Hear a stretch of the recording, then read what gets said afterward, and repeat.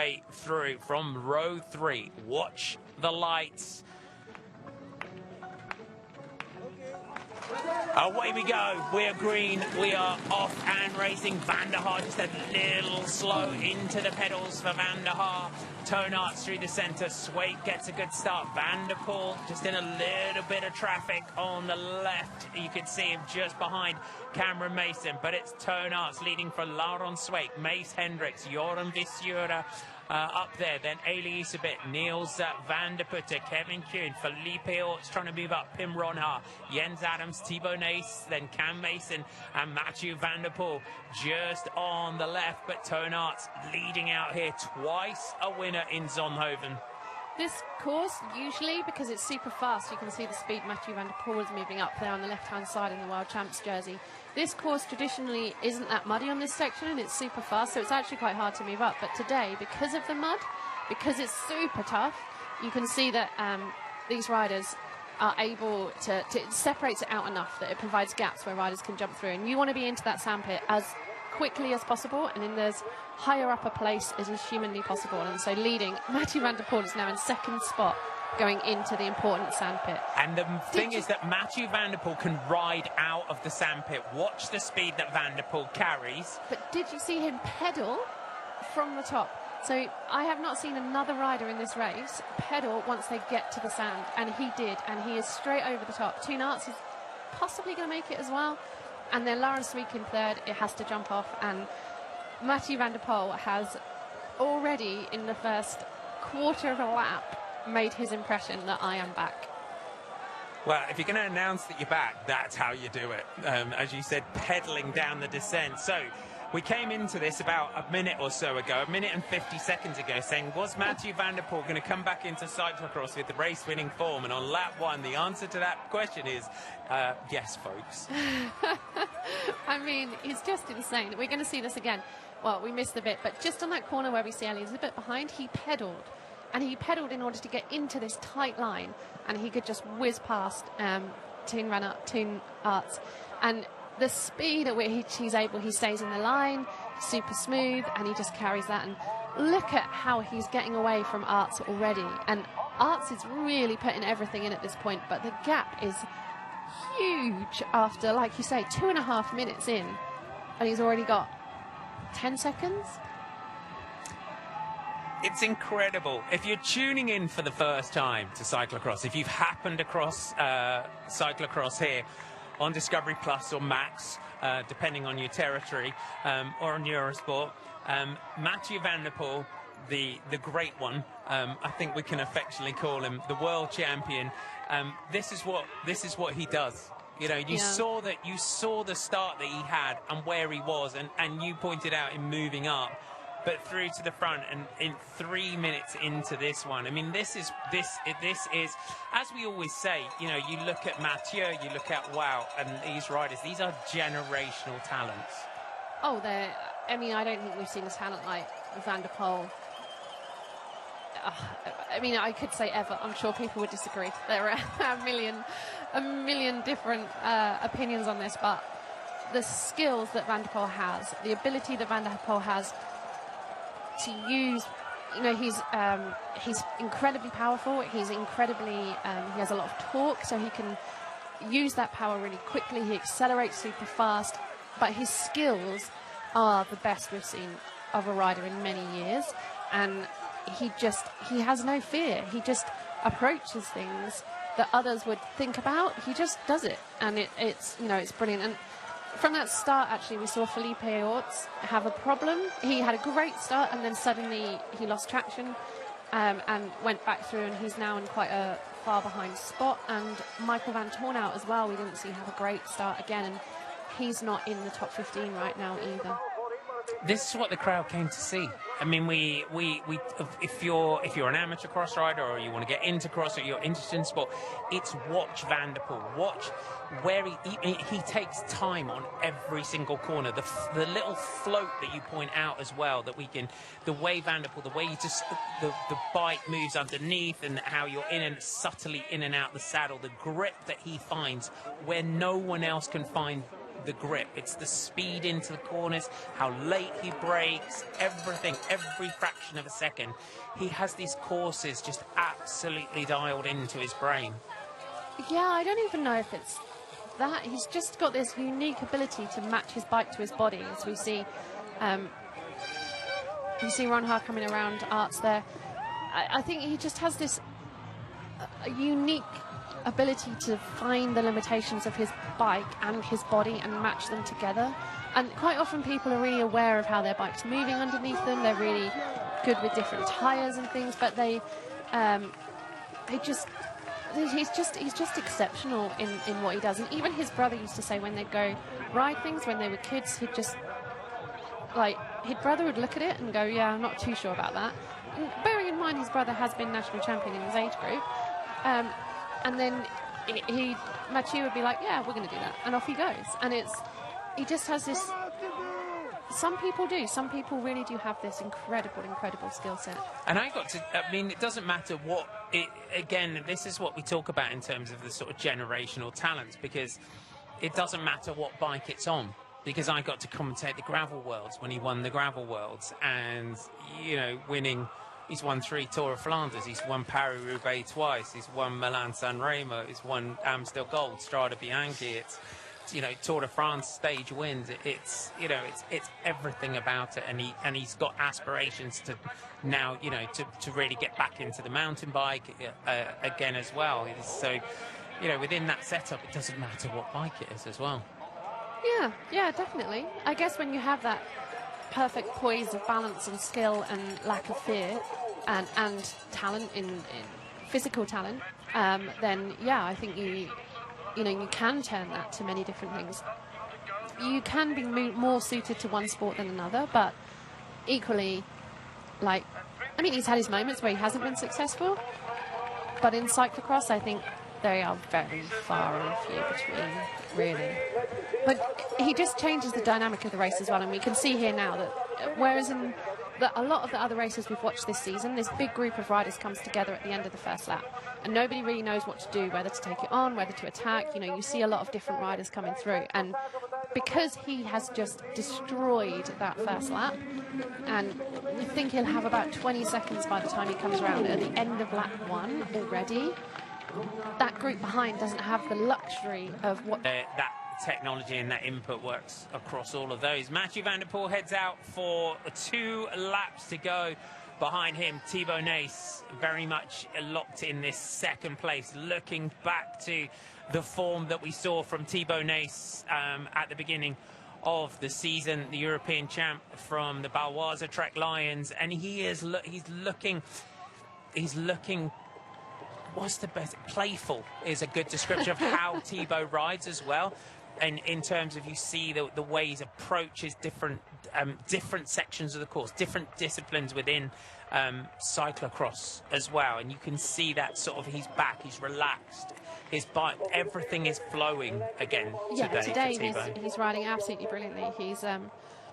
He really enjoys these kind of conditions, and he's just thriving on it. And you can see the way he cuts some of the lines, this last corner that they've just done, he cuts it so that he goes into a section where, this section actually here, he goes really tight to this barrier, as we've just seen Lars and Verschuurder do as well, but he kind of cuts it a bit earlier so that he's in a straight line way before they are, and things like that. He's very good at picking lines. I mean, if you've grown up with the likes of Sven Nys as your father, I don't imagine you'd be able to avoid learning lines. But it just comes very naturally for him in these kind of conditions. The battle for third, Joran Verschuurder looks round at Lars van der Haar. Eli Eusebet is on the back. Toon Arts might look to try and take advantage of this. He's chasing hard behind. Has a glance back over the shoulder just to see where they are. So a minute 20, a minute 36 max to the back group.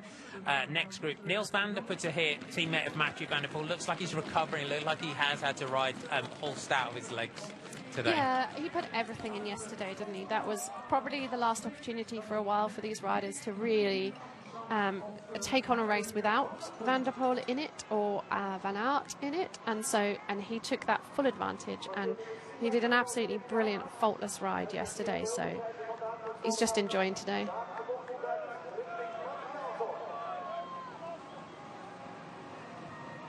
It's worth pointing out, though, because we look at Van der Poel, we can see through his glasses here. Look at that as well, the consistency.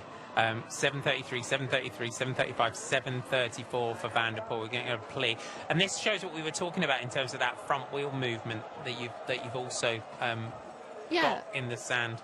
Yeah, the front wheel will take you from side to side, but as long as you've got that slight, you can see where he's sitting slightly over the saddle, so he's not touching it.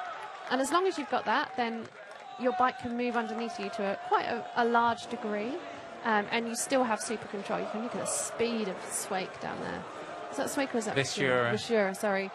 That, you know, he just lets the bike go and it just rolls with it. And the weight has to be off the front wheel, and you have to be looking to your exit. Then the key things are speed in, weight off the front wheel, and look to your exit. Good control, really nice control there from Tone Arts. In the way everyone off in front of him, we normally see everyone else dismounting, but he's just controlling that speed, those little subtle body movements from him. Swake rides out, Van der Poel rides out.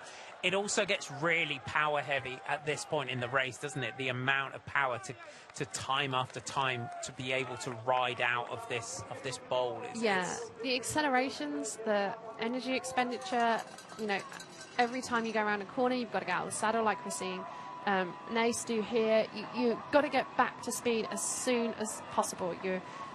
That's what you're doing the whole time, and you can see he's accelerating. His pit crew is telling him information. I mean, he's only 20 seconds ahead of that group behind, and that group behind is starting to pick it up to see what's to try and attack each other, to try and make moves. And so Thibaut just has to maintain a consistency and keep those riders at bay for one and a half laps. Swake and Van der Poel are trying to get themselves back into this chasing group, and there's still a considerable group behind it. It's Michael van Turnhout and Jens Adams. Let's just run you through who is where. So Mathieu van der Poel currently a minute 23 ahead of Thibaut Nace. Ailey Isabet, Lars van der Haar, Turnhout, Joran Viscura at 1:45. We have Laurent Swake at 1:58 with Niels van der Poel. 2:05 back to Michael van Turnhout and Jens Adams. Pim Ronhaar now in 11th, Mace Hendricks 12th, Kevin Kuhn of Switzerland is 13th, Ryan Camp in 14th, Mikkel Boros 15th, Victor van der Poel 16th, Cameron Mason is 17th for you British fans. Corny van Kessel, Emile Verstringen and Toon van der Bos are our top 20. Luke Wiedmann of Thomas Maxon from Switzerland is 21st. Crowd favourite, fan favourite, Felipe Ott's currently 22nd. We've got the two French riders, Clement Venturini and David Manu in 22nd, 24th. Scott Funston of the USA 27th. We have Andrew Strohmeyer currently in 34th position in the race. This battle here, Isabet losing a little bit there, taking that right-hand line. Oh, goes down there. Into the fence.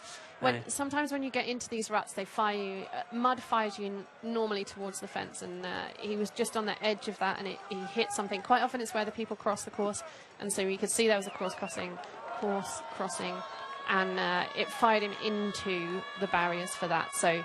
And if it's not a really regularly ridden line throughout this race, it can sometimes have those real sort of sticking points that he hit there as well. If there's not a lot of riders taking that right-hand line. Yeah, it doesn't have such a deep rut, but equally it's just, you know, he said in his pre-race interview he hit his chin yesterday. He's probably just hit his chin again, but that took him out of the back of that group.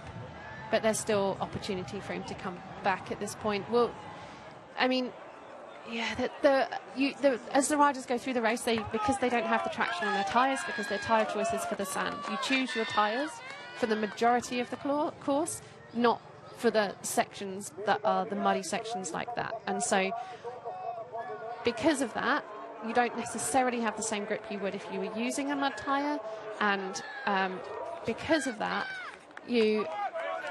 sometimes you're riding like you would normally ride with the mud tyre, but the traction isn't there and it just fires you in the wrong direction. Tone Arts battling for the podium here with Lars van der Haar and Joran Viscura.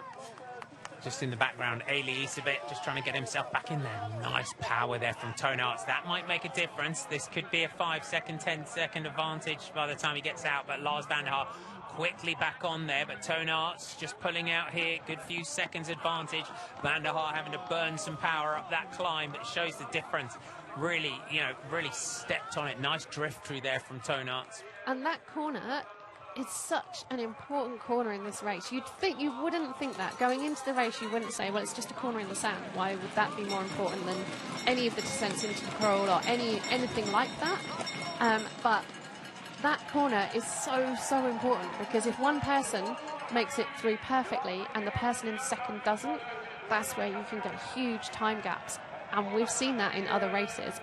And if somebody's not very good at it, you have to be in first. And so you're planning your race to get into that section first, and you're planning that like 3 corners before it. So it's constantly thinking. In cross racing, when you're in a group, you're constantly thinking and you're constantly processing what I'm going to do next. The race for 4th. There's Isabet trying to get himself back in. Mathieu van der Poel through the line, out on that last lap. Isabet's got to try and get himself in there. There's Laurent Sweeck and Niels van der Putte in the background. When you look at the way Mathieu van der Poel has approached this race, the way we look at him going through the line, you would be forgiven in looking at it and saying he's making this look easy. But there's a difference between being relaxed, being fluid, and it being easy. You cannot race like this and win at this level without. Mathieu van der Poel is still putting out big watts, big heart rates. He's still there, right up there, isn't it? Yes, he is making it look easy, but that's because he's just the way he rides. Like Nace today, who's just coming through the line in second spot, 1:28 down. He's making it look pretty easy as well, to be honest. And you've got to remember, these riders, their lungs are burning, their legs are burning, they're riding as hard as they possibly can, and still having to make decisions about what lines to take at the same time. So their brain has to work as well as their lungs and legs have to work, and every part of their body is in agony, and yet they're so consistent in the way that they do things. It's just on repeat. It's over and over again. It's mechanical to them. The skill part is the mechanical part. This season's been quite interesting to look at. When you look at Thibaut Nace now at 22 and Mathieu van der Poel at 29. Let's take our World Cup leader, Jens Adams, through. Van Turenhout's looking for some help from Jens Adams, who's looking quite on the limit here, Jens Adams, but Van Turenhout trying to encourage him through. It's quite, when you look at the age difference between first and second here with Van der Poel at 29, Thibaut Nace at 22, and you look at the sort of contrast in where Thibaut's been this year in terms of Tour de Suisse stage wins, 3 stage wins, Tour of Poland as well. He's had a phenomenal season, Tour of Hungary, Tour of Romandy stage as well. And when we look back at Mathieu van der Poel, I remember commentating when he took that first sort of one of those first road wins in the Tour of Britain, which has now become quite famous up in the Lake District. So the sort of where Thibaut is in his career and what a phenomenal season he's had on the road as well. It's going to be quite interesting to see where he goes now. Yeah, I mean, I'm sure there's an element of riders that want to cross into road properly, in the way that Mathieu and Wout, and before him Lars Boom, Steyr. I think there's a pathway there for sure for many riders. I mean, he is only 22, and I think the beauty of cross is that you don't have to do hours and hours and hours and hours of road riding in order to be the best cross racer in the world. Whereas for road, you do need to put those hours in, and hours can destroy a body, and a young body particularly. And so racing cross actually helps you in the future as well by keeping you a tiny bit fresher than some other riders. That's just my opinion. There's no research on that. Maybe that's something we need to get someone to do. But many people often ask, why is it that a rider like Van der Poel can come from cross into road and be so successful? And it's like, well, they're a natural talent to start with. So, he's going to be good in whatever he chooses to turn his hand to. And cross is also the best cycling. And cross is the best cycling. And it gives you an amazing skill set as a rider. And you see it when Van der Poel's in Paris-Roubaix and the way he floats across the cobblestones. That little float that we're talking about, the way you sit just above the seat and the bike moves around underneath you. Those are those transferable skills through disciplines, aren't they? And that's what Thibaut has as well. Yeah, he really does. and he has the engine as well. But genuinely, cyclocross is the safest. As an amateur rider or as a kid trying to try out cycle sport, cyclocross is safe. It's in an enclosed environment. You're on the off-road. In a 15-year career, I broke one bone in cyclocross in 15 years, and that was a freak accident. Like, in road, you regularly end up in hospital. In road in the UK, there's cars on the road still when you're racing. In cyclocross, it's incredibly safe. Everybody in your family can go to a bike race and race that event. The mum, the dad, the grandparents, the kids, everybody. There's races for everybody. And it's such a friendly atmosphere, and the camaraderie. You end up racing the same people week in, week out, and you just have these amazing battles. Whereas in a road race, as soon as you're out the back of the peloton, it's back to the HQ for a quick coffee and drive home. Whereas in cyclocross, you could get lapped 5 times and nobody would know. And you don't know, and you still get to finish your race at amateur level. And so, like, cross is such a great way to get people competing out at the weekend. You know, go to Macclesfield Supercross on the 29th of December. There's a women's only race as well as a men's race. And you can go compete, and you can really see how much fun and how friendly cyclocross is.